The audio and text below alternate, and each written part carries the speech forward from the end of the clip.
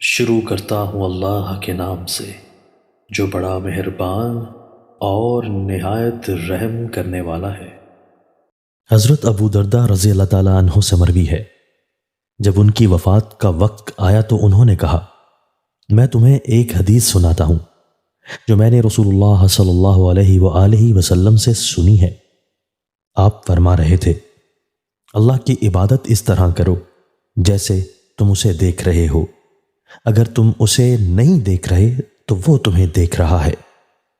اپنے آپ کو مردوں میں شمار کرو، مظلوم کی بد دعا سے بچو، کیونکہ مظلوم کی دعا قبول کی جاتی ہے، اور تم میں سے جو اس بات کی طاقت رکھے کہ وہ عشاء اور فجر کی دونوں نمازوں میں حاضر ہو، اگرچہ گھٹنوں کے بل ہی کیوں نہ ہو، تو وہ ایسا کرے۔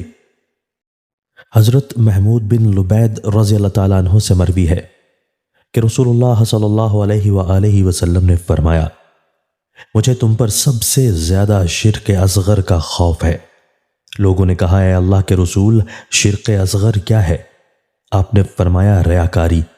اللہ عز و جل قیامت کے دن لوگوں کو بدلہ دے گا تو ریاکاروں سے فرمائے گا، دنیا میں جن لوگوں کو دکھایا کرتے تھے ان کے پاس چلے جاؤ، دیکھو کیا تمہیں ان کے پاس کچھ بدلہ ملے گا۔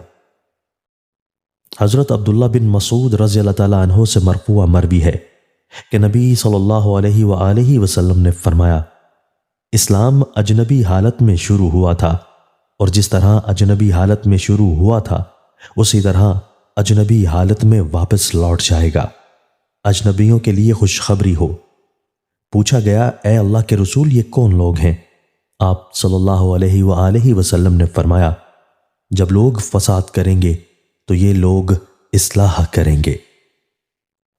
حضرت عبداللہ بن معاویہ آزری رضی اللہ تعالیٰ عنہ سے مرفوع مروی ہے کہ 3 عمل ایسے ہیں، جس نے یہ عمل کیے اس نے ایمان کا ذائقہ چکھ لیا۔ جس شخص نے اللہ وحدہ کی عبادت کی، اور یہ کہ اللہ کے علاوہ کوئی معبود برحق نہیں، اور خوش دلی سے اپنے مال کی زکوٰۃ دی، ہر سال اس پر قار بند رہا۔ زکوٰۃ میں نہ بوڑھا جانور دیا، نہ لاغر، نہ مریض دیا، نہ ہی حقیر جانور دیا، لیکن درمیانے درجے کے مال سے دیا، کیونکہ اللہ تعالیٰ تمہارا بہترین مال نہیں مانگتا، نہ تمہیں برے مال دینے کا حکم دیتا ہے۔ دوستو، اللہ تعالیٰ ہمیں ان احادیث مبارکہ پر عمل کرنے اور اپنی زندگیوں کو سنوارنے کی توفیق عطا فرمائے۔